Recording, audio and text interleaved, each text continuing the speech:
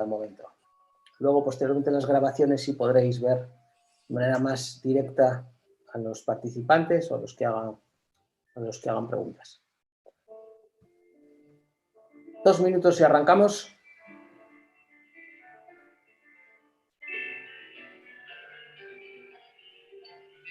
Miguel Ángel, nervioso con el arranque de Panamá, ya muy prontito estamos lanzando Cionet Panamá.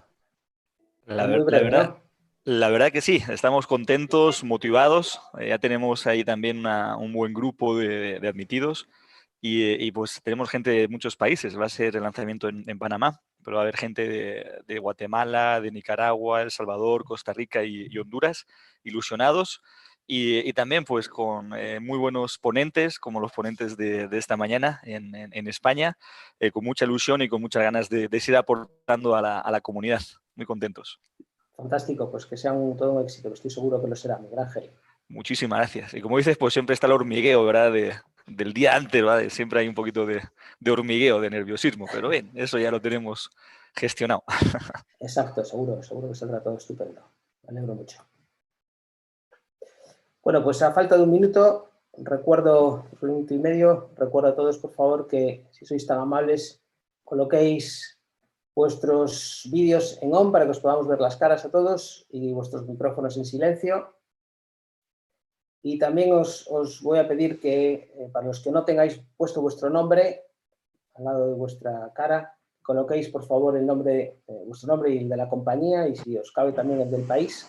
Así será muy sencillo también poder identificaros cuando hagáis una pregunta, y también para asignaros en los grupos, en los breakout sessions que haremos a partir de la hora de la sesión. Y os recuerdo que tenemos un chat donde podéis formular preguntas a los ponentes, así como chats privados, donde podéis también contactar con otros, pero también podéis proponer ideas, proponer lecturas, sugerencias, en fin, todo aquello que os parezca más adecuado. Y en muy breve espacio-tiempo empezaremos.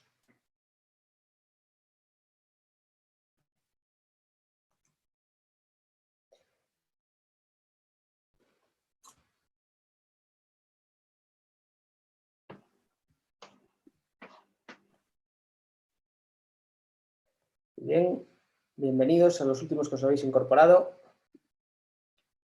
Os agradezco, sé que alguno vais conduciendo, como os veo, Luis, desde Monterrey, pero los que podáis, y no sea peligroso, obviamente, si vais conduciendo, no.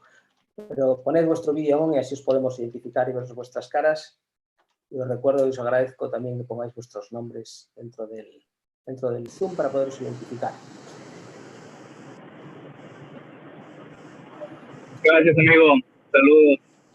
Saludos. Saludos a todos. Estamos hoy presentes 15 de 16 países, o sea que un montón de amigos, miembros de Cionet, de distintas geografías. Os doy la bienvenida a todos. Y ya en un segundo arrancamos, si os parece. Ahí tenéis las reglas que siempre pedimos que nos ayudéis con ellas cuando empezamos un encuentro. De nuevo, colocar vuestro nombre y vuestro país. Vamos a encender el vídeo y poner los micrófonos en silencio. Utilizar el chat para las preguntas, y os recuerdo a todos que vamos a grabar la sesión, por lo tanto tendréis oportunidad de verla en diferido los que no se han podido conectar en directo. Bueno, empezamos, y quiero hacerlo presentándome a los que no me conozcáis. Soy Juan Carlos Fouz, el Managing Partner de Cionet en Iberoamérica. Doy la bienvenida a esta sesión que hacemos en un entorno todavía muy complicado en medio de una crisis mundial, un entorno donde todavía seguimos sufriendo en los distintos países. Pero hoy lo hacemos para abordar unas de esas temáticas, no la urgencia de la pandemia, que estamos tratando prácticamente cada semana a través de nuestro radar y nuestros encuentros, sino combinándolo con el tratamiento de temas importantes que habíamos proyectado ya a lo largo de nuestra agenda en este año. Y vamos a intentar abstraernos por 1 hora o 90 minutos de la urgencia, de la intensidad con la que estamos viviendo hoy nuestras organizaciones, para pensar en el día después, el más allá, y también abstraernos para entender cuál es el rol que nos toca jugar. Yo leía recientemente un artículo de McKinsey que decía de una manera muy gráfica no hay peor momento que ahora para ser un CEO promedio. Y es verdad que estamos viviendo algo que no es normal, y esto que llamamos lo nuevo normal, y ya es el tercer nuevo normal que yo he leído en los últimos años, genera unos enormes cambios. Y nuestras organizaciones en ese entorno requieren, desde luego, una nueva forma de liderazgo tecnológico. La tecnología es hoy, sin duda, quien está sosteniendo e impulsando el negocio. Ya no digo nada para la continuidad de muchas de nuestras actividades durante el proceso, durante la situación que hemos vivido de crisis. Pero también observamos que el rol de los líderes tecnológicos tiene que ir mucho más allá de transformar el TI y que se convierta en el impulsador central del valor del negocio. Es para ello que hoy vamos a abordar esta temática y lo vamos a hacer con dos superponentes de lujo. Y los dos grandes temas que queremos tratar es cuál deben ser esos roles de estos nuevos líderes o de nuestros líderes tecnológicos en esos nuevos papeles que les va a tocar jugar. Y ahí vamos a resumirlo en lo que en nuestros grupos de trabajo, en nuestros círculos, en nuestras sesiones internas en CIONET hemos descrito como un nuevo liderazgo orientado hacia el negocio, donde hablamos de estos líderes que son transformadores y que además de entender la estrategia comercial y de negocio, deben estar mucho mejor preparados para interactuar con las áreas de negocio de otras áreas, pueden y deben asumir la responsabilidad de nuevas iniciativas que generan ingresos y, por supuesto, pueden ir más allá de su negocio, uniéndose a directorios de otras compañías que permita tener una visibilidad más global. Luego hablaremos de ello, pero un tercio de los consejos de administración de las fortunas de las compañías Fortune 500 hoy incluyen a un ex CEO o a un ex CTO y esa tendencia observamos que sigue creciendo. También vemos que estos líderes transformadores que buscamos hoy son agentes de ese cambio de una cultura revolucionaria. No os tengo que hablar de nada nuevo de lo que estamos viviendo estos días, pero vamos a ir un poco más allá y vamos viendo cómo nuestros miembros de la comunidad cada día tienen un rol o un papel más activo en la educación de otros líderes de sus organizaciones sobre el uso de las tecnologías y sus aplicaciones, y cómo éstas resuelven los problemas empresariales que subyacen. Y el mejor ejemplo ha sido durante esta crisis.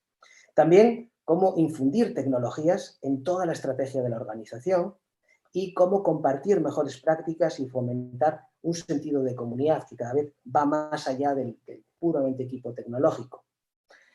En definitiva, también, por último, creemos que estos nuevos líderes tecnológicos deben reclutar a las mejores personas, a los mejores talentos.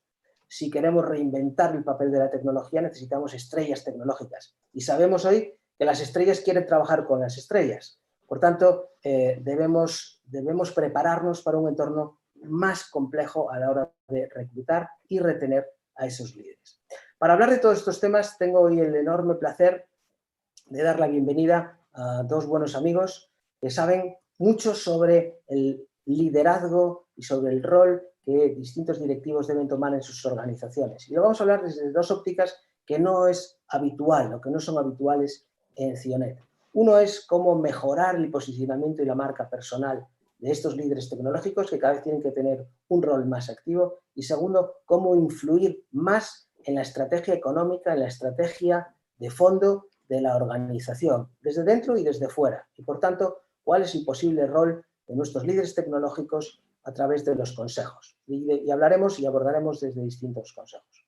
Quiero dar la bienvenida a Daniel Herrero, es el presidente y fundador de Thinking Heads.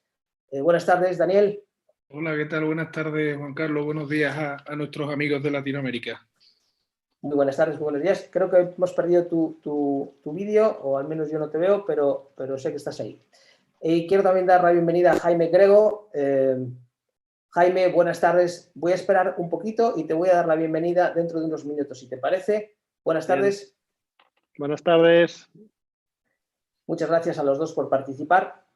Dani, sé que tienes una conferencia en un ratito y por lo tanto quiero que nos dé tiempo a que podamos hablar y abordar ese tema tremendamente relevante que tiene que ver con el liderazgo y la proyección de ese liderazgo personal en el entorno cercano y también en la sociedad. Por tanto, Dani, vamos a empezar, si te parece, con qué es esto de la marca personal y cuál es el valor que le aporta una marca personal a un líder digital, a un CEO, a un CTO, a un responsable que habitualmente ha sido una persona que ha mirado más la gestión, que ha buscado más la capacidad de tener éxito interno, pero que probablemente ha estado menos proyectado hacia el exterior. Dani, cuéntanos. Gracias, Juan Carlos. Por primer lugar, gracias a ti y a Cionet por la generosa invitación que hemos podido seguir y llevar adelante incluso en este contexto tan complicado, gracias precisamente a la tecnología, ¿no? Es por eso que el papel del CIO es probablemente tremendamente relevante, aún más si cabe en el contexto actual. Yo quería hacer una pequeña acotación inicial, ¿no? Y es un tema de matices, pero que no es menor. Cuando a mí no me gusta nada cuando se habla de marca personal, porque la marca al final personal alude a un concepto, a una versión que es la imagen y es la percepción de los demás, frente a lo que nosotros llamamos el posicionamiento personal, que es una cosa que depende de uno mismo. Eso es la diferencia esencialmente entre el ser y el parecer. Entonces, el énfasis, desgraciadamente, hoy en día muchas veces se pone en el parecer, es decir, yo quiero parecer algo, y eso es la marca personal, que es la percepción que los demás tienen de ti, y no se pone precisamente en el ser. Y no hay peor elemento que cuando lo que tú eres y lo que tú pareces no está alineado. Entonces, los conceptos esenciales que ahora espero poder un poco explicar ahora en la conversación que tengamos aquí con los compañeros, es precisamente la alineación entre el ser, el hacer y el decir. Es decir, esos tres elementos, lo que yo soy, con lo que hago, con lo que yo digo, la que produce al final una consistencia en la reputación y en la marca. Y ahondaremos y profundizaremos. Quiero reseñar que precisamente los que estáis hoy aquí jugáis un papel determinante en los entornos empresariales, determinante y transversal a la organización. Determinante porque, aunque Nicolás Carr hace ya más de 10 años dijo que la tecnología era una commodity, desde luego lo que no es una commodity es cómo la tecnología es crítica para el desarrollo del negocio. Con lo cual hace fundamental el papel del CIO, el papel del CTO, en lo que es el juego y el desarrollo de una organización. Y es precisamente en ese contexto, en el de cómo se conecta la tecnología al negocio, donde todos los que nos están escuchando hoy tienen una posibilidad determinante para marcar una diferencia y, por tanto, generar un posicionamiento personal relevante y de nivel. Perfecto. Pues si te parece, Dani, antes de que te estruje con preguntas, déjame que hagamos un pequeño pulsómetro entre todos los que están participando hoy y vamos a ver cómo de importante es esto para la audiencia, si te parece. Entonces, vamos a hacer una primera pregunta. ¿Cómo de importante consideras tu posicionamiento o marca personal? Voy a rectificar y hablar de posicionamiento, por lo que acabo de explicar, Dani. Primera respuesta, nada importante o no está en mis planes, poco importante, estaría bien tenerlo, pero no es prioridad, muy importante, voy a empezar a tenerlo, o fundamental, me lo tomo en serio y ya está. Mientras van votando, Dani, si te parece, sí, metámonos en harina, vamos a ver, y bajando a lo terrenal. Quiero decir, sé que vosotros trabajáis con enormes personalidades, con gente muy conocida que ha hecho un cambio o que ha querido fomentar o potenciar su marca personal o su estrategia de posicionamiento. Pero para cualquiera de nuestros miembros, ¿por dónde empezamos? ¿Cuáles son los ingredientes que debemos tomar en cuenta para iniciar un proceso de este estilo? Sí, para que se pongan también en contexto, nosotros operamos con líderes de las principales organizaciones en más de 40 países. Trabajamos en España, Europa, Estados Unidos y Latinoamérica. Tenemos oficina en Madrid y en Miami. Y al final es curioso, ¿no? Porque uno trabaja con personalidades que gestionan organizaciones enormes en el ámbito político, en el ámbito empresarial, pero también grandes líderes de opinión del mundo del deporte y del mundo de la música. Y al final todo parte de un tronco común y de una esencia común. Y es el primer paso que todos tienen que asumir, es la necesidad de que esto es necesario y que lo necesita. ¿Vale? Entonces, el primer paso es identificar el que, oye, yo necesito algo que vaya más allá de una mera promoción de mi imagen, sino necesito ver de qué forma puedo aumentar mi impacto para las organizaciones para las que estoy, así como, por ende, la sociedad. De hecho, uno de nuestros clientes, esto es uno de los billionaires más importantes de Latinoamérica, espectacular, ¿no? O sea, el patrimonio de 2.5 billion, y él te iba contando en su proceso, self-made man, él te va contando en su proceso y empieza de primero querer estar él bien para después querer que esté su familia bien, para después las organizaciones que tiene que estar bien, para después la sociedad, ¿no? Entonces, tiene que desbordar ese interés y esa ansia por poder impactar, tiene que desbordar lo que es el ego personal y trascender a un elemento social. Con lo cual, el primer paso es ese. El segundo paso es entender y asumir que esto no es un proceso rápido, señores. Esto es más complicado que cambiar, me imagino, yo no soy de su campo, que cambiar una organización de 40.000 personas que trabaja con SAP, meterle con otro sistema. O sea, esto es complejo también. Es decir, es el proceso de generar impacto y de generar reputación como persona en las organizaciones es una cosa que lleva tiempo. Es una cosa que lleva tiempo y que una estrategia a largo plazo y bien determinada funciona y es muy buena. Y el tercer punto que les quiero señalar a eso, me he permitido traer una frasecita de un libro que me acabo de leer, de Boecio, que es un escritor, era un senador romano, un cónsul de Roma, en el año 500, donde al final aludía a una serie de elementos que son perfectamente equiparables a la reputación, ¿no? Él hablaba, en este caso hablaba de la bondad y la maldad, ¿no? Decía que la maldad ajena no puede arrebatar a los honrados su gloria, ¿no? Si se tratara de una gloria falsamente atribuida, cualquiera se la podría arrebatar, por ejemplo, el que se la concedió. Pero cuando la gloria se debe únicamente a la bondad de la persona, solo podría perder la recompensa quien dejara de ser bondadoso. Eso es un poquito el elemento que decía, es decir, es crítico y es esencial que seamos conscientes de que la reputación, la marca personal, el posicionamiento personal que vamos a construir cada uno de nosotros parte de lo que nosotros tengamos para aportar a los demás. Si lo construimos sobre eso, y ahora profundizaremos cómo se hace ese tema, cualquier estrategia que hagamos de gestión de la reputación, al final será sostenible porque se sostiene en unos fundamentos y unos cimientos tremendamente sólidos. Me van a perdonar que insista mucho en este tema, pero es crítico y esencial que entendamos que en la ecuación de la reputación del ser, el hacer y el decir, la fundamental es el ser. Y esa es la parte en la que hay que empezar a trabajar. Entendido. Bueno, compartiendo los resultados de la encuesta que acabamos de hacer, la buena noticia es que para más del 50% de los que han votado es fundamental, se lo toman muy en serio. Luego tenemos un veintitantos, otro 30% que está muy importante. Por tanto, creo, Dani, la buena noticia es que esto nos lo estamos tomando en serio. Es un elemento donde la convicción parece que existe. Entonces, en términos de operativos, dices que es un proceso largo y es un proceso en el que hay que trabajar. ¿Qué elementos pondrías en juego aquí? ¿Cómo empezar ese entrenamiento, si podemos llamarlo así? Bueno, el primer paso, como decíamos, y es el esencial, es el trabajar en la autenticidad de lo que es cada uno, ¿vale? Es decir, no se trata de un ejercicio impostado, se trata de construir desde lo que tengamos cada uno, ¿vale? Sabiendo también que el papel del CEO, y vuelvo ahora al caso muy concreto, es esencial ese vínculo de la tecnología con el negocio. Entonces, la interpretación, de hecho yo conozco a varios CEOs que vienen del mundo de la tecnología, y son probablemente de las personas más brillantes que conozco, y no lo digo por dorarles la píldora o acariciarles la oreja, sino lo digo más honestamente, es decir, porque parten de una comprensión muy profunda de los procesos de la organización, parten de una comprensión muy profunda de cuáles son las palancas que generan negocio para la organización y, por tanto, las ventajas competitivas que tienen, y son capaces de vincular la estrategia al negocio, ¿vale? Partiendo de ese marco, el primer paso que tenemos que hacer es trabajar sobre nosotros mismos. Nosotros usamos habitualmente, volvemos a hacer, ser, hacer, decir.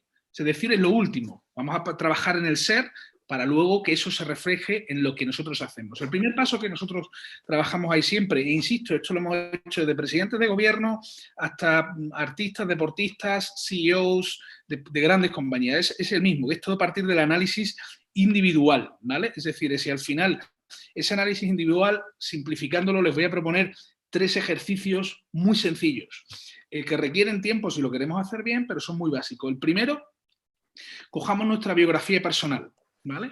Todo el mundo tendrá un LinkedIn o una herramienta, coge el currículum. Y cojamos el currículum y desbrocémoslo cronológicamente por todos los distintos puestos que hemos pasado, y hagamos el siguiente ejercicio, que es pensar eso, oye, ¿cuáles son los logros personales de los que yo me siento más orgulloso en cada uno de esos puestos? Y luego, una vez que hayamos hecho eso de todos los sitios en las posiciones que hemos ocupado, pasemos a hacer un ejercicio que sea el de decir eso, oye, ¿qué actividades he hecho yo que hayan resultado determinantes para la obtención de esos resultados. Esto es un ejercicio que puede llevar varias horas hasta que uno lo desarrolla y lo fundamenta. Pero en el fondo lo que estamos haciendo es construir desde nuestro punto de vista cuál es el valor, el mayor valor que yo he podido aportar. Y una vez que yo descubro el mayor valor que yo puedo aportar y sé explicar cómo se genera ese valor, estoy generando una narrativa posterior que será muy relevante, que iremos a ella. El segundo punto en el que nosotros trabajamos también es, yo tengo la suerte de trabajar en algo que me apasiona, pero no siempre es así, además me apasionan otras cosas. El segundo punto, muchas veces para descubrir tesoros maravillosos en nuestros clientes, los descubres en las pasiones, es decir, es que es aquello que te apasiona. Nosotros tenemos clientes desde que hacen Ironmans, que son aficionadas a la mecánica de coches clásicos o que pilotan aviones, es decir, tenemos todo tipo de personalidades. Entonces, a la hora de analizar, el primero es la biografía, el segundo eso, y tus pasiones, tus hobbies, qué te apasiona, qué te mueve, más allá de la actividad que hacemos, que entiendo que los puestos en los que estamos hablando aquí, a todos nos apasiona nuestro trabajo, porque no aguantaríamos la presión que tenemos si esa pasión no es la que nos guía. Y el tercer elemento, muchas veces, y esto es una versión de lo que estoy comentando aquí, de un poco do it yourself, ¿no? Esto es háztelo tú mismo, modelo IKEA, en el que te traemos los muebles y tú te los construyes. El tercero que muchas veces preguntamos es, oiga, en una conversación honesta, ¿para qué me llaman mis amigos? Vale, ok, me llaman para tomar un trago, para echar un partido de fútbol, pero a la hora de pedir consejo, ¿para qué me llama mi gente? Yo siempre lo cuento, me llaman para 4 cosas. 1, yo soy del sur de España, de Cádiz, me llaman para preguntarme dónde se toma el mejor pescadito frito de Cádiz. 2, mi madre es alemana, por eso tengo esta pinta de blanco que tengo, y mis padres viven en Berlín, me llaman dónde se toman las mejores salchichas de Berlín. El tercer punto que me llaman es, siempre habitualmente lo mismo, es para cómo montar un negocio. Yo he tenido la suerte o la desgracia de no haber trabajado nunca por cuenta ajena, es decir, soy un ignorante, mi maestro...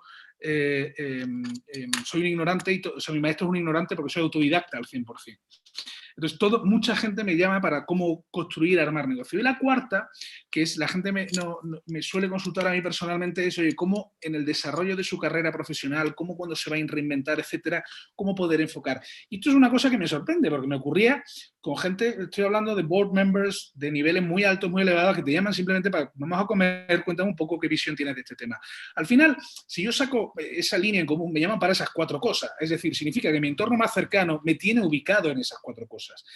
Eso que nos ocurre a cada uno, o sea, eso que me ocurre aquí nos ocurre también a cada uno en nuestro plano. Y si se fijan, en la opinión pública también ocurre lo mismo. Es decir, en todo país hay unos economistas de referencia, en todo país hay unos líderes de referencia para ciertos temas.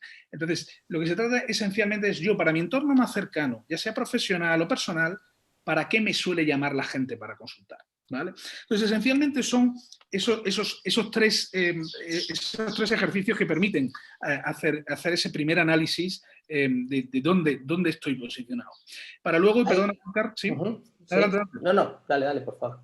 No, y luego para el final, yo creo que una característica esencial para responder a la pregunta que nos congrega hoy aquí es cómo paso de CEO a CEO. Una característica esencial es uno tiene que pasar de un conocimiento técnico a un conocimiento y dar un salto más a explicar las realidades y los contextos en los cuales estamos operando para conectar, en nuestro caso, con la tecnología y con las herramientas como ventaja competitiva, como herramienta. Es decir, tenemos que pasar de ser un especialista a ser un generalista. Yo me imagino que con toda la gente que tenemos audiencia aquí seréis grandes generalistas, pero hay que recabar. Al final la tecnología, como hablábamos, es una commodity.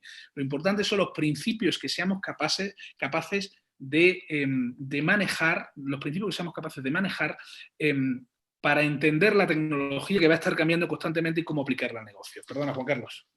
No, por supuesto. No, me ha encantado. Tenemos en común que a mí me llaman también para preguntarme sobre gastronomía gallega, como muy embajador gallego que soy. Pero bien, entiendo que haciendo este análisis identifico esas capacidades, cómo me asocian, cómo me identifican, pero ahora, digamos, y tomando este rol también más generalista, ¿cómo me proyecto hacia afuera? Creo que hay un ejercicio interno de análisis, de identificación, pero ahora, esa capacidad de influir hacia afuera. Hay un paso intermedio, ¿no? Antes, o sea, primero es el autoanálisis y la reflexión, y sobre eso el sistema, lo siguiente que tengo que armar, que es una cosa que no es habitual, es decir, es el conocimiento, lo que yo tengo para aportar no es algo estático, es algo dinámico. Y en la medida que es dinámico, el siguiente ejercicio que hacemos con la gente es precisamente con nuestros clientes, y le estoy hablando de personalidades de primer nivel, es cuáles son los sistemas de información que yo tengo para mantenerme en la más vanguardia de la curva de los campos en los que yo soy un referente. Es decir, volvemos a lo mismo, todo se trata, yo no quiero parecer un referente, yo quiero ser un referente para la gente. Entonces, para ello es esencial armar un sistema, nosotros lo llamamos a esto IPO, armar un sistema que es Input Process Output, es decir, es un sistema por el cual yo me garantizo de los campos en los que yo estoy construyendo una ventaja competitiva para aportar a la sociedad, porque al final, como les decía antes, se trata de ser reconocido en mi entorno. Cuanto más grande sea mi influencia, más reconocido seré públicamente. Se trata de ser reconocido por lo que yo tengo para aportar en un campo, ¿vale? Hay que recordar, desgraciadamente la sociedad hoy en día, mucha gente, insisto, nos ocurre en todos los ámbitos, la gente asocia la valía de alguien por el puesto que ocupa. Pero yo no soy quien soy por ocupar la presidencia de Thinking Heads. O sea, yo soy quien soy por el valor que tengo para aportar. Y eso es una cosa clara en el mundo de los negocios. Es decir, si nosotros no proporcionáramos valor, si yo no fuese exitoso en el trabajo que hacemos con mi organización detrás, mi compañía dejaría de existir. Es decir, yo no soy quien soy por el puesto que ocupo, sino precisamente yo le doy el sentido al puesto que ocupa. Y eso es una cosa que es muy importante evidenciarla a personas que estáis ocupando puestos muy relevantes en vuestras organizaciones y vosotros estáis donde estáis y eso no te llena a ti de lo que tú eres. Es todo lo contrario, es tú lo que aportas al puesto, es lo que hace el puesto ser relevante, ¿no? Entonces, es un elemento esencial, como decía, mantenernos al día en los campos en los que queremos destacar reputacionalmente, sabiendo también que eso requiere de una mínima organización sistemática de reflexionar, en vez de consumir información de forma pasiva y reactiva, ya sea por los WhatsApp que nos mandan, por las redes sociales que hay, etcétera, ser proactivos para decidir en qué temas, en qué campos y de qué forma le voy a dedicar un tiempo al día, que puede ser media hora o una hora o lo que seamos, pero se trata más de pequeñas actividades para mantenernos al día de lo último de lo último. Y ahí, en ese proceso que has mencionado, la parte del output, me interesa particularmente porque es una duda que muchas veces surge entre nuestra comunidad, es qué tipo de contenidos tengo que referenciar. Es decir, me tengo que convertir en un auténtico generador de esa visión que yo tengo, puedo referenciar la opinión de terceros y colocar un matiz fuera. O sea, eso que llamas el proceso con el output, detállanos un poquito más. ¿Y cuánto de esfuerzo personal y de tiempo, en tu opinión, requiere? Mira, yo para empezar no hay una regla homogénea para todo el mundo, pero sí les puedo garantizar que hay una máxima que les aconsejo seguir al pie de la letra. Y es una que debería usarse más en Twitter, ¿no? Bienaventurados los que no teniendo nada que decir se abstienen de demostrarlo con palabras. Es decir, por favor, si no tenemos nada que decir, no hace falta que lo gritemos a los cuatro lados, ¿no? Entonces, para realmente tener algo que aportar y algo que decir, requiere mucho trabajo previo, que es mucho trabajo de muchos años de experiencia profesional, mucha capacidad de leer, de analizar. Por leer me refiero a formarme en el sentido más amplio de la palabra, para constituir un criterio propio. Es un libro magnífico, yo, como les decía, yo soy autodidacta para la mayoría de las cosas y donde uno aprende en conversaciones con ustedes o en lecturas de los grandes pensadores con los que muchos de ellos trabajamos. Pero al final Ray Dalio, en un libro que es maravilloso, que se lo recomiendo, el de Principles, que este es uno de los hedge fund managers más importantes del mundo, estos establecían que la autoridad cada uno la tiene en su organización, la autoridad está determinado por lo cual uno tiene credibilidad. Por eso es importante el análisis que les había propuesto en la pregunta anterior. Es decir, yo necesito averiguar cuáles son los éxitos que he tenido para mí, no hay que generar un gran impacto. ¿Qué éxitos he tenido y cómo lo he hecho? Porque eso es lo que me va a dar la credibilidad. El que lo ha hecho, de hecho él señala la regla de que alguien que haya hecho de forma exitosa lo que tú quieres hacer durante 3 veces, ese puede ser un modelo para ti. Entonces, el paso esencial es asumir que tenemos algo que aportar. Entonces, si no tenemos nada que aportar, no pasa nada. El proceso de trabajo, autorreflexión y precisamente foros como estos, en los cuales nos estamos formando, lo que está precisamente es generando el componernos ese criterio. Una vez que nos hemos compuesto ese criterio, una regla, y sé que es una disciplina que no es yo soy de las letras, muchos de ustedes vendrán del campo de la ciencia, pero un hábito esencial y muy útil es el poder escribir todos los días un poco. 15 minutos, cojanse un hábito de la misma forma que van al gimnasio a correr o de la misma forma que hacen el hábito de hacer una serie de ejercicios. Hay que hacer una serie de hábitos que son los mentales, el consumir la información, y 2, el intentar expresar inicialmente para nosotros mismos, ¿vale? Todo lo que nosotros entendemos que podríamos aportar en un campo. Y para eso un ejercicio maravilloso es, aparte de contárselo a alguien, es escribirlo. Es decir, es el tomarse un tiempo. Esto es una cosa muy práctica, tomar un tiempo. Muchos hablan de esto de hacer un diario. Es decir, es el diario público más obvio que hay es tener un blog o postear en un entorno de LinkedIn o similar. Pero insisto, yo intentaría hacer más el ejercicio, no para mostrar, como el ejercicio para uno mismo, es decir, es de reflexionar sobre un tema en concreto y hacer una reflexión corta, que además tenemos muchas formas de poder compartir hoy en día en eso. Es decir, si uno analiza un tema, y de hecho nos ocurre habitualmente en grupos de WhatsApp donde puede haber debates o en otro, estamos constantemente hablando de distintos temas. Si sistematizamos ese proceso, es decir, oye, todos los días de lunes a viernes me voy a tomar y voy a reflexionar sobre una idea y voy a escribir 300 palabras, 200, para luego compartir por WhatsApp o para luego compartir con mis colegas o para luego compartir con mi organización. Ese ejercicio es el ideal para empezar a crear un proceso de reflexión sistemática que podamos luego ver cómo lo colocamos. Porque para ustedes tal vez no lo sea así, pero lo que es colocar mensajes en plataformas y en sitios es lo más fácil del mundo. ¿Saben ustedes lo que es lo más difícil? Encontrar una reflexión original, buena y de valor. Céntrense en construir eso, que lo que es luego el canal para distribuir ese pensamiento y que me perciban de una forma determinada es lo más fácil. Y lo último, Juan Carlos, que yo tengo un problema como todos los del sur de España, sí, hablamos muchísimo, tú me interrumpes cuando quieras. Un tema esencial, sin duda, es si ustedes tienen que decidir entre dedicarle 15 minutos al día en poner en Twitter o en LinkedIn algún comentario, o en dedicar 15 minutos al día en formarse mejor en un campo, no tengan la menor duda. Fórmense mejor en el campo en el que quieran. Dedíquenle 15 minutos a la lectura de contenidos o de información de fondo, no de actualidad ni de coyuntura, sino en armarse un sistema de pensamiento que sea lo que nos va a hacer determinante. Que recuerdo, ustedes empezaron lo más probable en sus campos profesionales como especialistas y lo que estamos buscando aquí es cómo los convertimos en generalistas que son capaces de interpretar la realidad y de llevar a la organización a la realidad a la que quieren ir. Como sé que tienes muy poquito tiempo, de forma muy esquemática sí que me gustaría que dieras respuesta a alguna pregunta que nos han hecho por aquí.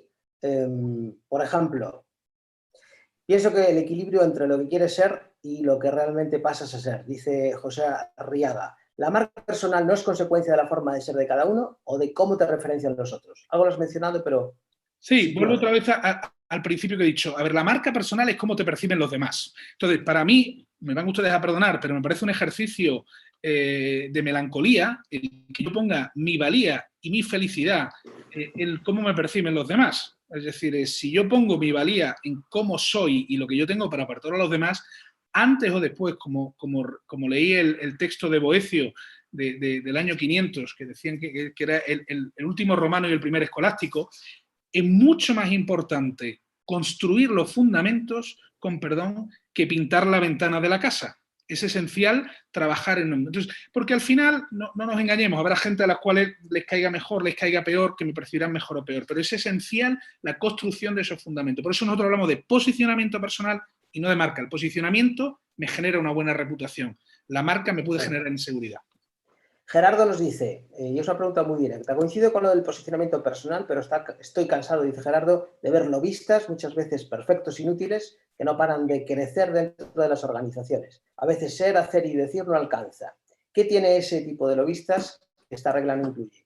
¿Qué hacen bien esos con los que a veces competimos y tenemos que discutir en un comité y llevan ventaja? Dani.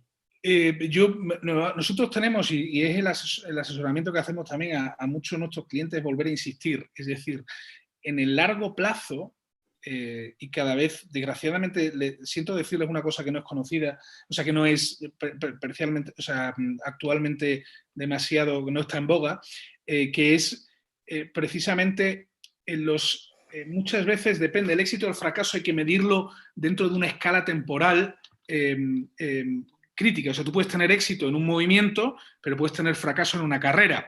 Entonces, mi única condición es decir, oye, ¿cómo puedo hacer yo para tener éxito en el conjunto, no en una batalla en concreto? Entonces, yo discrepo, y yo no sé si es por ser tan naif o cándido como emprendedor, pero en mi experiencia y a largo plazo y trabajando en muchas organizaciones, a largo plazo y con unos fundamentos sólidos, siempre se tiene éxito. En cambio, a la inversa no, ¿eh?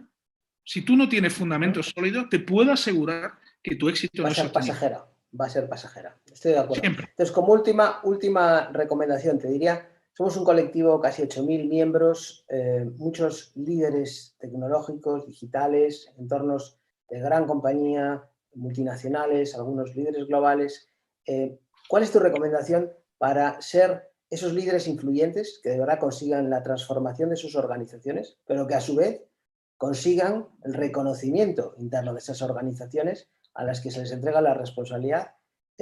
¿Cuál es tu visión, Dani? Detrás de esta crisis, yo siempre me gusta en estas últimas conversaciones hablar de la enorme capacidad que han tenido nuestros miembros de comunidad de poner en valor la tecnología durante la crisis actual, dar continuidad al negocio, acelerando muchas cosas que ellos habían anticipado hace meses o hace años y que no se habían conseguido, y solo con una crisis como esta, de esta naturaleza, se ha podido acelerar.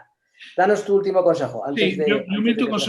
Voy a pedirle prestado a Shackleton, al gran explorador, unas palabras que decía que resistir es vencer. Y además hay que ser condenadamente optimista.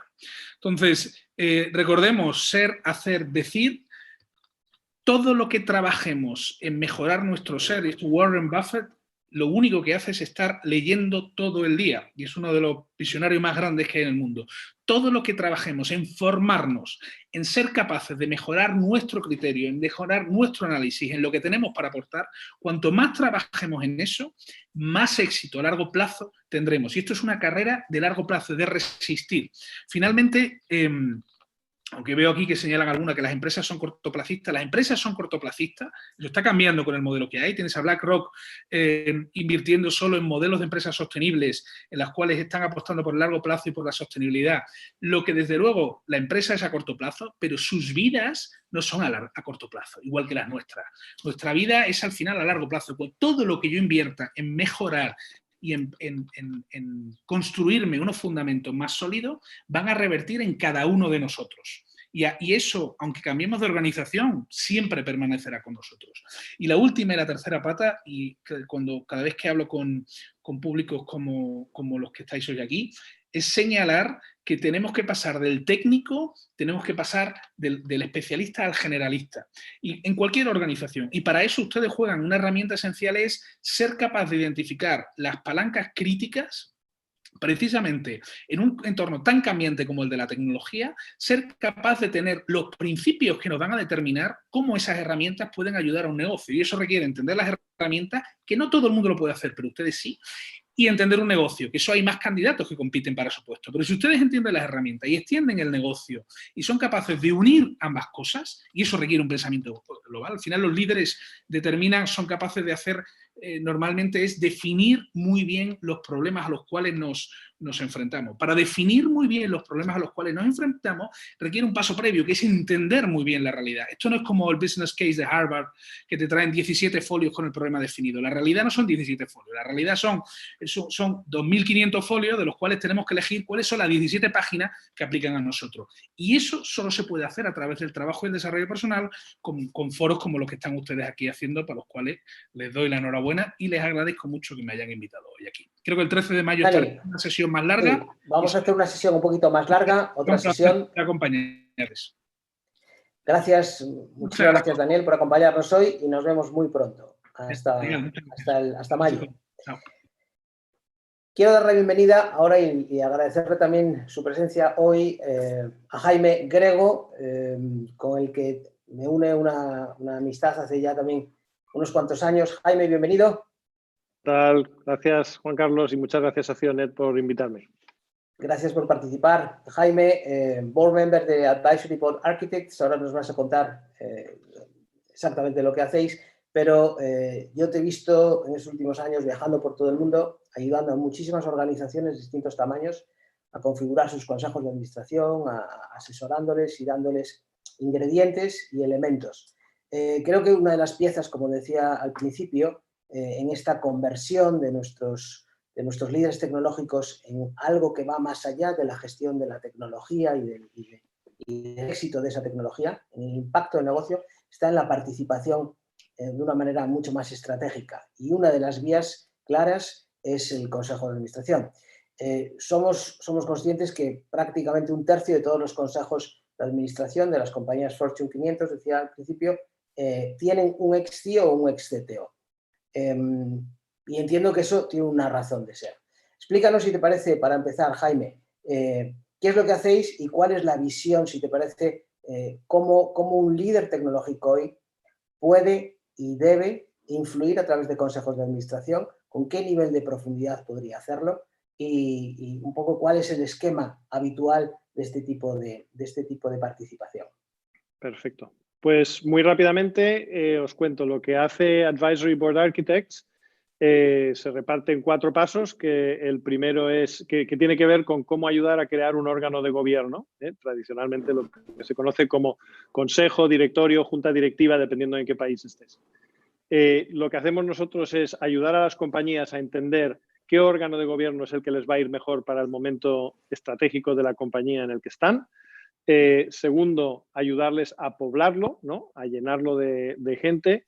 Tercero, ayudarles a gestionarlo. Nos encontramos con muchísimas compañías donde quien preside el consejo no sabe presidir una reunión, con lo cual, digamos, y todo el trabajo que lleva el consejo, con lo cual, digamos, ahí les ayudamos en esa tarea y finalmente les ayudamos a evaluar los consejos o juntas directivas, ¿no? Ese es nuestro ciclo. Por supuesto, también ayudamos a gente que quiere estar en consejos a entender cómo mejor llegar al consejo, ¿no? Lo que sí puedo decir es que no hay compañía prácticamente, casi por pequeña que sea, que no le iría muy bien tener un grupo de 3 o 4 personas que le hay que ayudar al CEO a pensar en los próximos pasos. Y cuanto más se complica el mundo y a más velocidad se mueve, alguien lo ha mencionado antes en los comentarios, cuando el plazo corto se hace más corto, realmente pone una presión tremenda sobre quien tiene que tomar decisiones y ahí es donde tener un buen consejo a mano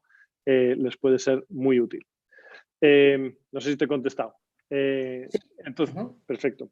Entonces, yo, si queréis, os quería contar un poco un par de cosas. Douglas, puedo compartir pantalla, ¿verdad? Sí, adelante, Jaime. Mira, ahí está. Vale, perfecto.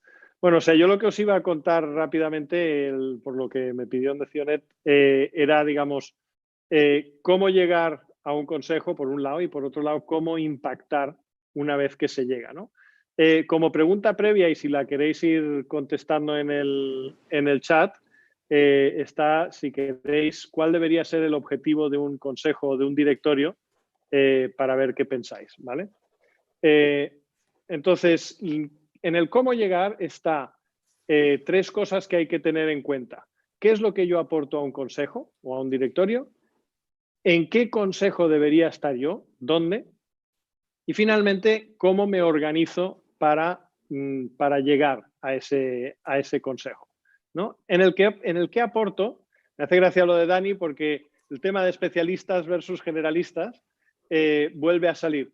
En los consejos, tradicionalmente hemos pecado de tener gente que es excesivamente generalista. Es decir, son gente que cuando les preguntas de qué saben, contestan que ellos son grandes estrategas, ¿no? Entonces yo creo que ya los grandes estrategas salen hasta de debajo de las piedras. Con lo cual, hay que pensar qué es lo que nosotros vamos a aportar más allá de tener una muy buena visión estratégica, ¿no? El segundo es si quiero tener impacto o quiero participar en la gobernanza. Y son 2 elementos diferentes. En el mundo de hoy tradicional de los consejos, la gobernanza tenía un peso muy importante. Es decir, se trataba, y particularmente en las empresas más grandes, se trata de asegurarse que estás cumpliendo con todas las normativas. Y pensamos que lo que mayor valor aporta de tener un consejo es cuando el consejo realmente tiene un impacto sobre la estrategia de la compañía, ¿no? Y ahí es, creo, donde es interesante saber que uno puede tener ese impacto. Y tercero es el tema de expertise y pasión. Y de nuevo me ha interesado lo que ha dicho Dani, porque una de las cosas que nosotros os recomendamos cuando estás pensando qué es lo que tú aportas, cuando tú haces esa lista de cosas, ¿cuáles son esos logros que realmente a ti te dan una especial satisfacción y realmente son algo que te apasiona, ¿no? Porque ahí es donde realmente en un consejo vas a estar aportando. El segundo es dónde, y hay diferentes tipos de estructuras y de consejo y diferentes tipos de accionariados. En cuanto a la estructura, está el consejo que llamaríamos, usando un anglicismo, fiduciario, es decir, que tiene poderes y responsabilidad, y el no fiduciario, que es lo que se conoce como consejo asesor, que lo que hace es dar consejo. En mi experiencia, lo que hemos visto es que un buen consejo asesor genera una cantidad de accountability y de impacto tremendo, ¿no? Si la gente que está allí es respetada por quienes están en la compañía. Pero en cualquier caso, y por tanto no es, a mi modo de ver, desde el punto de vista de impacto estratégico, uno menor que el otro. Tienen responsabilidades diferentes y en el caso del no fiduciario, en general, no corre con la cuestión de tener responsabilidad ante la ley por las decisiones que se toman. Y eso hay que tenerlo muy en cuenta, particularmente, y ahora entramos en el tipo de accionariado, en las compañías donde el consejo, bien teniendo el poder formalmente, realmente no manda. Que seguro que todos os habréis encontrado con ese tipo de compañía, ¿no? En cuanto a tipo de accionariado, pues nos encontramos con una variedad importante. La cuestión relevante del tipo de accionariado, como pueden ser inversores, es decir, private equity, venture capital, empresas familiares, emprendedores, socios no relacionados y las empresas cotizadas, es que los consejos de estas compañías y los accionistas de estas compañías todos tienen características diferentes. Cuando estamos pensando dónde queremos ir a aportar, esto es relevante porque tenemos que estar cómodos con el entorno en el que nos vamos a mover, ¿no? El ejemplo clásico es que, ejemplos clásicos, en el private equity, como se ha mencionado, está el tema de que los private equity tienen un momento de salida normalmente, más a corto, más a largo, pero en algún punto quieren salir. Por lo tanto, están enfocados en cómo se optimiza la compañía rápidamente, por un lado, y por otro lado también son entidades, son accionistas que tienden a ser intervencionistas en la compañía, ¿no? Las empresas familiares, pues evidentemente te vas a encontrar con un hermano, un primo, un padre, un hijo, una hija, lo que sea. Con lo cual, esa dinámica tienes que estar cómodo o cómoda con ella, porque si no, no va a ser un lugar cómodo donde estar en el consejo. Y así, cada una de ellas tiene sus características diferentes en las que se puede entrar con más detalle.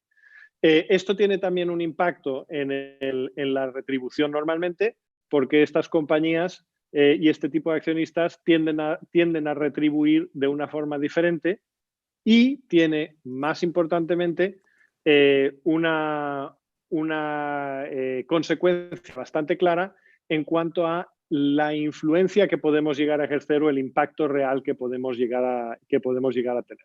Y lo menciono porque una de las cosas que nosotros hemos visto que es más recompensante de lo que hace un consejero es precisamente tener impacto. Es decir, los consejeros o consejeras de una cotizada muy grande, etcétera, pueden ganar mucho dinero. Pero esos son, no me acuerdo quién decía, que los consejeros del IBEX no son más que la plantilla de la liga, ¿no? Entonces es un número bastante limitado. Lo que más debe recompensarnos como consejeros son dos cosas. El impacto que nosotros podemos tener sobre la compañía a la que estamos sirviendo y el impacto que esa experiencia puede llegar a tener en nosotros. Y de hecho, vinculándolo otra vez con lo que decía Dani, una de las cosas que yo veo relevante aquí desde el punto de vista vuestro es que esto tiene una doble lectura. Es decir, si vosotros, como gente que conoce el mundo de la tecnología y cómo la tecnología impacta en la estrategia, vais a un consejo, vais a tener un impacto desde ese ángulo posiblemente mayor. El impacto que vais a recibir y el aprendizaje que os vais a llevar os va a mover en la dirección del entendimiento ese más, digamos, global de las problemáticas con las que se encuentran compañías. Y yo suelo referirme a esto cuando hablo con ejecutivos que quieren estar en consejos, como que el estar en un consejo es una ventana de aire fresco, es una tangente, que lo que te permite, como muchas veces te permite el salir de tu trabajo diario, pararte a pensar y que algunas de las cosas que llevas dándole vueltas subconscientemente afloren. Entonces es un aprendizaje muy grande y eso es lo que realmente enriquece al consejero. Finalmente, en cuanto al cómo llegar, la clave es que igual que planificamos casi todo, nos conviene planificar el cómo vamos a llegar al consejo, ¿no? De marketing, de cómo lo vamos a hacer, un plan de networking de cómo lo vamos a hacer y finalmente hacer una due diligence antes de llegar y entrar en un consejo. ¿Vale? En cuanto a cómo impactar, es decir, ya hemos llegado a un consejo, nos han pedido que vayamos y estamos contentos con ir a ese consejo porque pensamos que podemos aportar. La clave aquí en un consejo de alto impacto estratégico es que los consejeros, las cosas que distinguen a los consejeros de ese tipo de consejos son la alta implicación que tienen, no vienen a escuchar y a reaccionar, sino que vienen a proponer, el entender cómo crear valor desde antes de la reunión, no esperar de nuevo a ver qué nos van a decir, analizar la documentación y anticipar las necesidades que va a tener el equipo directivo. Estamos para ayudar al éxito del equipo directivo. Siempre se dice el consejo está para contratar y despedir al CEO. Eso es fantástico. Cuando lo contratan está muy bien y cuando lo despiden han fracasado. En este caso, el foco aquí es asegurarnos que el CEO tiene éxito. El preparar preguntas e historias. Las preguntas bien hechas y las historias bien contadas tienen muchísimo más impacto en quien lo está escuchando que un consejo de tú deberías hacer tal o cual cosa. La disposición al desafío constructivo, es decir, tenemos que estar dispuestos a desafiar todo, pero no por meramente desafiar, sino para entrar en una discusión valiosa. Y finalmente asegurar que se evalúa el valor que se ha creado en el consejo. Muchísimos consejos no evalúan. El 70 o 80% no evalúan su propia labor. Y eso, un consejero que se precie debería exigirlo. Entonces, esos dos son dos elementos con el tiempo que tenemos hoy, Juan Carlos, para contaros un poquito. Esto podemos trabajar. Mira, antes de pasar las preguntas, me gustaría lanzar un pulsómetro para saber un poco dónde están el colectivo que tenemos hoy, que está hoy muy bien representado con distintos países. Vamos a lanzar una pregunta para identificar, ¿eres actualmente miembro de algún consejo? Como ejecutivo, como consejero, no. Podéis evaluar rápidamente. Como ejecutivo me refiero a los fiduciarios y como consejero más a los advisors.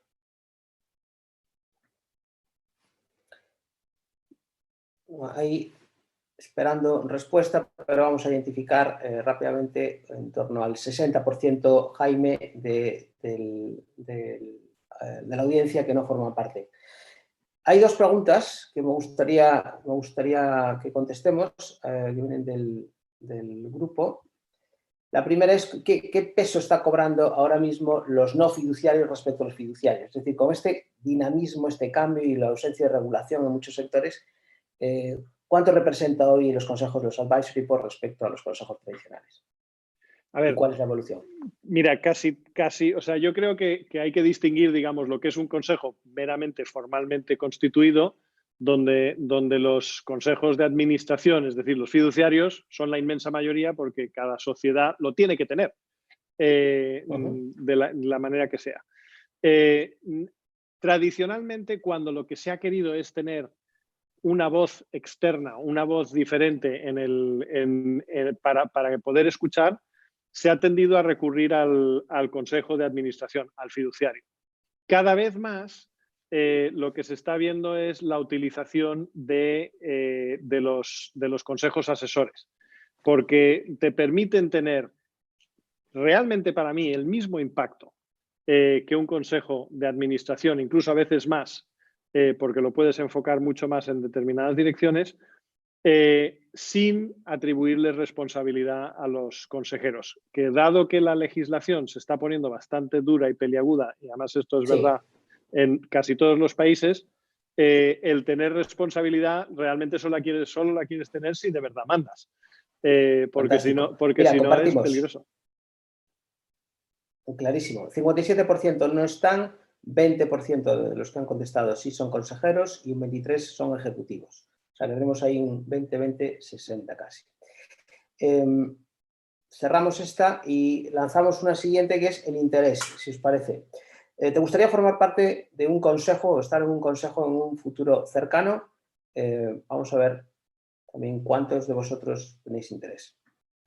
Jaime, una pregunta que habitualmente nos hacen cuando hablamos de los consejos es cómo funciona el mercado del otro lado. Es decir, sí conocemos la visión de las personas que tienen interés. En nuestro caso, fíjate, ya podemos compartir la respuesta porque ha sido muy rápido la respuesta. Un 89% sí tienen interés en participar en un consejo. ¿Cómo funciona el mercado desde el punto de vista de las compañías? O sea, ¿qué hace una compañía que quiere tener a un CEO, a un líder tecnológico que tiene una buena visión, que además tiene ese carácter, como decíamos antes, generalista, que ha tenido resultados, que tiene esas enormes capacidades y que puede compartir y anticipar muchos de los problemas que cualquier otra compañía puede sufrir a futuro? ¿Cómo funciona ahí? O sea, ¿qué hace una empresa para fichar a un buen consejero? Pues mira, digamos, se puede generalizar que desgraciadamente el primer recurso de muchísimas empresas es por la confianza o los conocidos. Precisamente una de las cosas que yo me paso la vida diciendo que debemos evitar es traernos a gente que son conocidos y particularmente si son like-minded, ¿no? Es decir, hay que traer diversidad de pensamiento como mínimo a los consejos, ¿no? O sea que, desgraciadamente, ese es el primer recurso. El segundo recurso suelen ser los headhunters, ¿no? Vistos y, por supuesto, y luego estamos gente como nosotros que cuando vamos creando consejos vamos buscando a gente. Entonces, lo que creo que ahí es muy relevante es que dentro de tu plan de marketing de cómo vas a hacer esto, que comiences a hablar con la gente que puede ayudarte a estar en un consejo, ¿no? Y esos las puedes mirar, digamos, por dos vertientes. Uno es por la vertiente de los headhunters, es decir, hablar con ellos. La otra, por supuesto, son los partners de private equity, etcétera, que tienen consejos a los cuales necesitan gente para ellos, porque te cubres esa vertiente de confianza. De los headhunters, la vertiente más profesional. La vertiente de confianza, a mi modo de ver, la manera de cubrirla es pensando en tu pasión, dedicarte a hacer networking y publicaciones, como mencionaba Dani, etcétera. Es decir, prolijarte en donde tú tienes esa pasión. Y dejar saber que tú tienes el conocimiento y que además tienes el interés de estar en un consejo. El preguntarle a alguien cómo le va su consejo y su consejo le aporta, y si no, ¿por qué no? O si te dicen que bastante bien, que es la respuesta estándar, decir, bueno, ¿y qué podías hacer para que fuera mejor? Es una buena manera de iniciar una conversación sobre el consejo. Pero ya te digo, para mí es pensar, oye, esta no es una conversación para tener con todo el mundo, es una conversación para tener con gente que a mí me parezca admirable desde el punto de vista de la compañía que tiene, etcétera, ¿no? Es decir, movámonos en un foco de mercado y en un público objetivo que a nosotros nos puede interesar para ser consejeros. Entendido. Nos pregunta Roberto Fernández, ¿cuál es la importancia de la cultura existente dentro de cada compañía y su relación con la capacidad de impacto en los consejos? Y yo la complemento esta pregunta con el hecho de que somos una comunidad internacional, que estamos presentes en muchos países, y al matiz de la cultura yo le pongo además la supranacionalidad. Aporta el poder traer una visión de Europa a América, de América a Europa, o realmente es complejo esto, Jaime. Vale, las hago separadamente rápido. La primera es la cultura de la compañía. es muy importante la cultura de la compañía para el consejo. Cuando llegue el momento de pensar si vas a ir de consejero a una compañía, eso es uno de los elementos que quieres entender muy bien. Cómo es esa cultura de la compañía y que la cultura de la compañía, que tú comulgues con la cultura de la compañía, porque si no vas a estar en una situación incómoda dentro de ese consejo. Pero es que un paso más allá es que hay que entender la cultura del consejo. Porque un consejo donde no existe un clima de confianza, donde se tiene porque hay que tenerlo y es un escaparate, etcétera, y donde no hay voluntad de escucha y de actuar sobre las cosas que quiere decir el consejo, no tiene impacto. Es una palanca de un impacto brutal si todo lo demás es cierto. Es decir, si la conversación es abierta, si hay voluntad de escucha y se actúa sobre lo que dice el consejo, es una palanca tremenda. Al revés no lo es, con lo cual puede ser una experiencia bastante frustrante. Eso en cuanto a la cultura. Hay dos culturas a mirar porque pueden ser diferentes. Y la otra cuestión es el tema de la supranacionalidad. O sea, para mí la diversidad es un valor positivo en el consejo, en general. Ahora bien, digamos, la manera de mirarlo para mí es, la manera en que yo pienso en los consejos es que tienen que evolucionar con las compañías. Por lo tanto, cada 2-3 años se tienen que estar pensando cuáles son los objetivos del consejo, qué es lo que el consejo tiene que ayudar a hacer. Y por lo tanto, en función de lo que el consejo tiene que ayudar a hacer, tiene que haber un diferente mix de experiencias y de conocimientos en el consejo, ¿no? Y ahí es donde para mí entra la supranacionalidad, ¿no? Porque te puede interesar mucho tener a alguien que es panameño si resulta que el mercado panameño o tiene experiencia del mercado panameño si resulta que ese es un mercado que te interesa muchísimo, y cuando ya has llegado al mercado panameño y ya estás establecido, posiblemente te interese más el mercado colombiano o el mercado alemán. Y deberías incorporar gente en el consejo que entienda cómo funcionan esos mercados, ¿no? Lo más peculiar que he visto yo en mi vida, y estuve en ese consejo, era un consejo de una empresa danesa que exportaba el 95% de su producción a un montón de países del mundo, y los consejeros, excepto yo, eran todos daneses. Entonces, ahí se está perdiendo una riqueza que el consejo podría aportar enorme.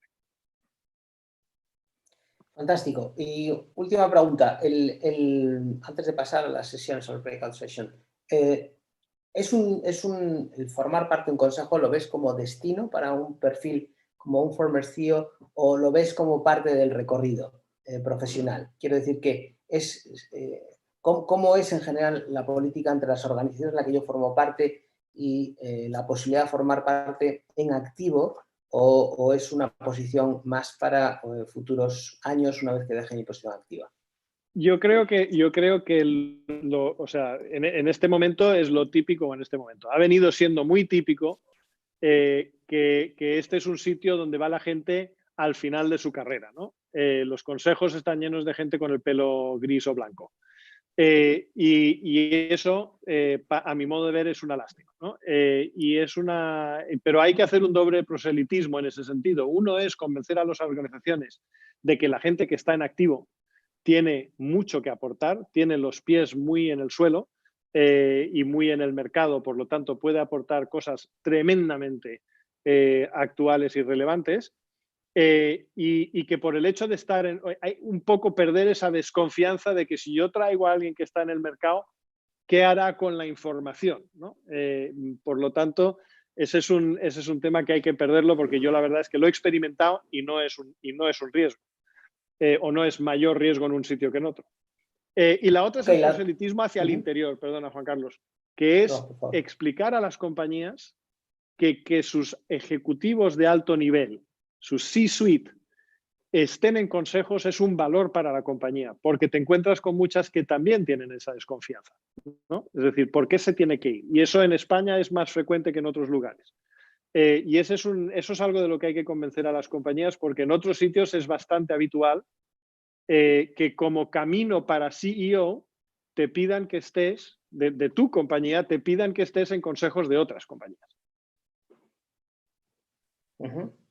Entendido. Déjame que lancemos el último pulsómetro para confirmar cómo desde nuestra organización, desde Cionet, podemos ayudarte tanto en la parte de marca personal, que está referenciado a la primera parte de esta entrevista, de esta charla de hoy, cómo podemos ayudar con entrevistas y medios como Cionet TV, la iniciativa en la que estamos entrevistando en profundidad y comunicando, liderando grupos de trabajo en nuestros círculos, muchas de nuestras sesiones, muchas de ellas también internacionales, y conferencias como las de hoy, como las que conocéis habitualmente, o actividades presenciales o digitales. ¿De qué forma te podemos ayudar a crear esos contenidos y también tener esa relevancia exterior?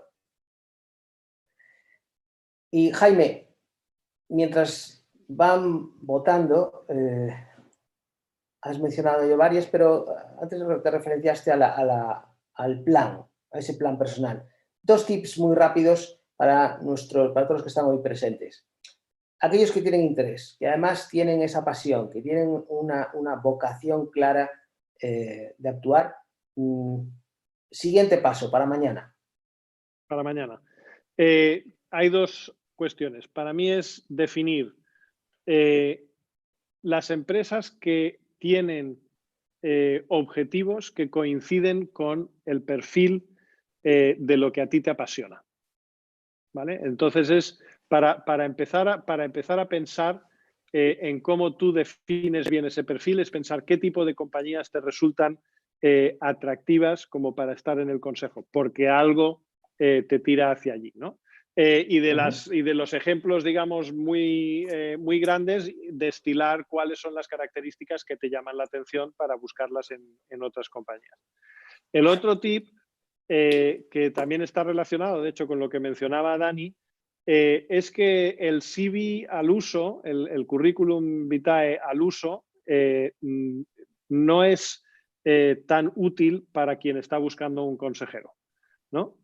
O consejera. Entonces ahí hay que mirárselo el CV un poco de la manera que decía Dani, de la manera transversal, buscando cuáles son aquellas habilidades muy especiales que yo he desarrollado en el transcurso de mi carrera, ¿no? Y que yo pienso que son un valor especial que aporto a la compañía. Y es relevante para mí, no tanto, por supuesto está bien destacar los logros, pero es esa habilidad que me ha llevado a los logros y que es algo normalmente por lo que yo suelo tener pasión, suele ser la gestión de la gente, lo que sea, ¿no? Es decir, hay algo que te apasiona como ejecutivo. ¿Qué es eso que tú has hecho en diferentes sitios que realmente te ha llevado a generar logros? ¿O cuáles son esas 3 o 4 cosas? Y contar la historia de tu journey, ¿no? De tu trayectoria, más allá de lo cronológico. No es que lo cronológico no tenga que estar, pero debería iniciarse con un relato más basado en la transversalidad, en qué es lo que has vivido en tus diferentes etapas y cómo eso te ha enriquecido y te ha llevado a lo que te apasiona. Ok, fantástico. Creo que en el mes de mayo hoy ha habido mucho interés. Hemos planteado una siguiente sesión con una capa un poquito más práctica. Tenemos oportunidad de seguir profundizando, debiendo la parte del currículum o de algunos de los tips que nos has desarrollado. Jaime, mil gracias por estar esta tarde con nosotros. Enorme valor en todo lo que nos has contado, un enorme interés por parte de la comunidad en seguir muchas de estas iniciativas y seguimos trabajando. Vamos a pasar ahora, si os parece... Gracias. Gracias, Jaime. Vamos a darle continuidad unos 20 minutos más en una sesión ahora divididos en grupos. Somos aproximadamente unos 80, 75 participantes. Vamos a dividirnos en grupos pequeños y vamos a ver, después de todas las recomendaciones que nos han dado los 2 expertos, a ver aplicabilidad a nuestro entorno, a nuestro país, a nuestra compañía, a cada uno de nosotros como persona, y vamos a discutirlo y comentarlo. En cada una de las sesiones no tienen que hacer nada, directamente el sistema les va a alojar en una sala y van a estar con un grupo un poco más reducido, de unas 15 o 20 personas. Habrá alguna persona de Cionet que moderará esa sesión y tenemos otros 20 minutos aproximadamente. Solo para despedirme, también decirles que después de esa sesión la jornada habrá terminado y no es necesario que vuelvan aquí a la sesión conjunta y que seguimos trabajando desde Cionet, aportando conocimiento, experiencia compartida, y será la semana próxima en la que estemos, próximo jueves, un nuevo radar a las 4 de la tarde de Madrid, y también en mayo, el día 13, volveremos a tener una segunda sesión específica de CIACEO. Gracias a todos por participar. Os animo a seguir visitando nuestra web, viendo el calendario, escuchando ideas, proponiéndonos nuevas ideas y nuevas iniciativas, y os animo a seguir unos 20 minutos más con nosotros en las breakout session. De nuevo, muchísimas gracias a los dos superestrellas participantes hoy, Dani y Jaime, y seguimos en conversación. Gracias.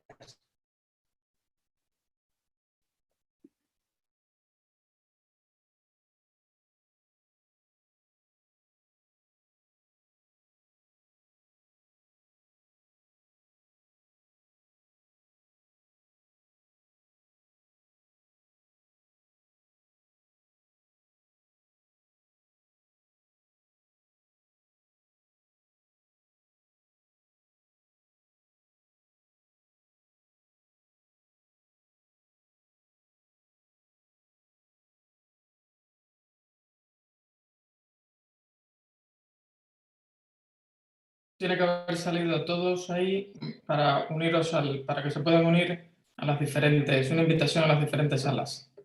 Gracias.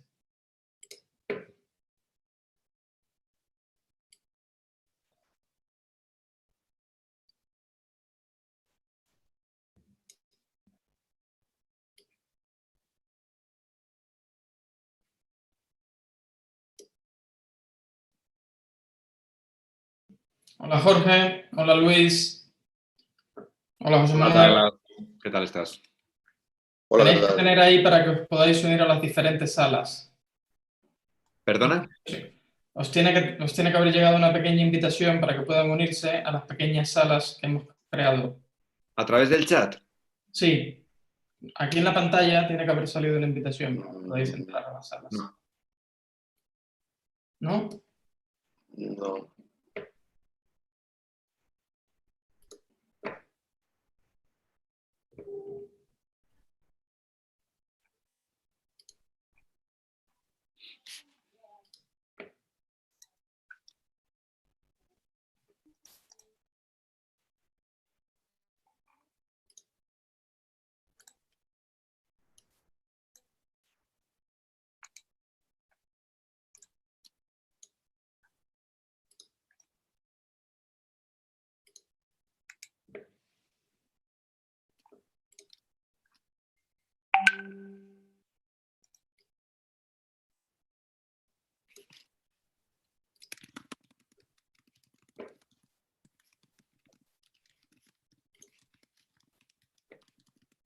¿No te sale nada, Jorge?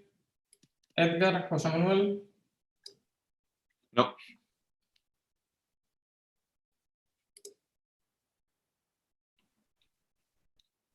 No, no veo nada.